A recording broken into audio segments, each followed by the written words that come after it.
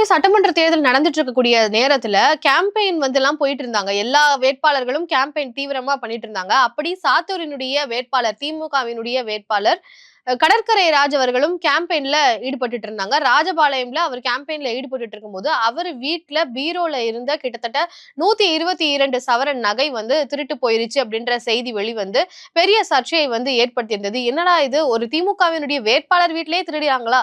அப்புறம் 122 சவரன் வரை திருடி போயிருக்குன்னு சொல்றாரே அப்படின்னு சொல்லி பரபரப்பா பேசப்பட்டுச்சு. இதுல ட்விஸ்டே என்னன்னா, தாவேகாவினுடைய ஆதரவாளர் ஒரு டிவிகேவினுடைய வர்ச்சுவல் வாரியர் கேள்வி எழுப்பியிருந்தாரு. நீங்க உங்களுடைய அபிடவிட்ல தாக்கல் பண்ணியிருந்தது 62.5 சவரன் தான். மீதி எப்படி வந்துச்சு? அப்படி பார்த்தா மீதி 62.5 சவரன் எங்க இருந்து வந்தது அப்படின்னு சொல்லி கேள்வி எழுப்பியிருந்தாங்க.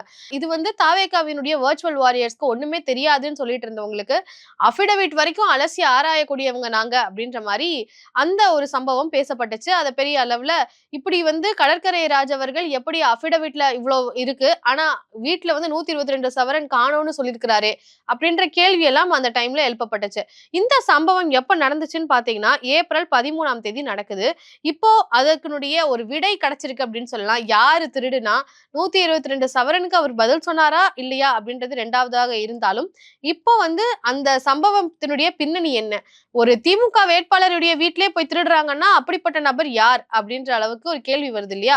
அதுக்கு பதில போலீஸ் இன்வெஸ்டிகேஷன்ல கண்டுபிடிச்சிருக்காங்க. அவங்களுடைய மூத்த பையனுடைய மனைவி அபிநயா, வயது 30. கடற்கரை ராஜினுடைய எல்டர் சன் இவங்க. வினோத்குமார் அப்படின்றவர் தான் அவருடைய பையன். வினோத்குமாரினுடைய மனைவி தான் அபிநயா. அபிநயா அவர்கள் கடந்த வருடங்களாக அவங்களுடைய குடும்பத்துல இருந்து தனியா தான் இருக்கிறாங்க. குடும்பத்தோட இல்ல அப்படின்ற செய்தியும் கிடைச்சிருக்கு. அபிநயா வினோத்குமாரோட சேர்ந்து வாழல. அவங்க தனியா தான் இருக்கிறாங்க அப்படின்ற செய்தியையும் இன்வெஸ்டிகேஷன்ல கண்டுபிடிச்சிருக்காங்க. அபிநயா அவர்கள் ஒரு எக்ஸ்ட்ரா மேரிட்டல் அஃபேர்ல அவங்களுடைய ஃப்ரெண்டினுடைய கணவர், அதாவது சுரேஷ்குமார், வயது 31. அவங்களுடைய ஃப்ரெண்டுடைய பெயர் பவானி. அவங்களோட எக்ஸ்ட்ரா மேரிட்டல் அஃபேர்ல இருப்பதாக செய்தி எல்லாம் கிடைச்சதுனால அவங்கள குடும்பத்துல இருந்து அவங்க குடும்பத்தோட சேர்ந்து வாழாம இருந்திருக்காங்க. சோ அவங்க தான் வெளியில இருந்து ஒருத்தரை ஹையர் பண்ணி அந்த வீட்டுல இருந்து திருடி இருக்கிறாங்க அப்படின்ற செய்தி கிடைச்சிருக்கு. அதை திருடினது யாருன்னு பாத்தீங்கன்னா, ஆரோக்கிய ஜான் பாஸ்கோ. இவருக்கு வயது 40.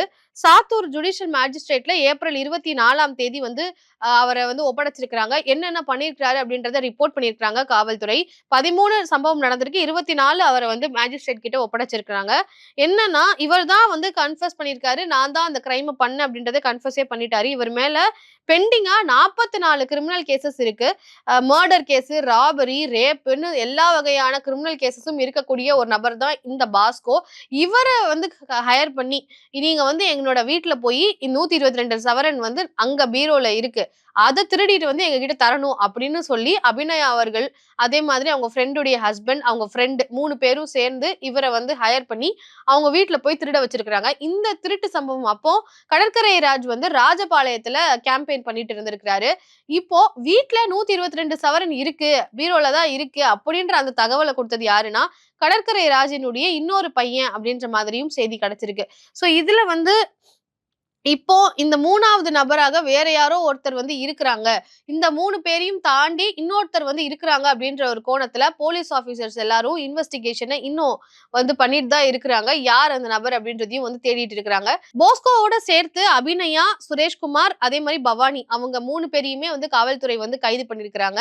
அவங்க கிட்ட இருந்து 12 சவரன் மட்டும் மீட்டிருக்கிறதாகவும் காவல்துறை சொல்லியிருக்காங்க.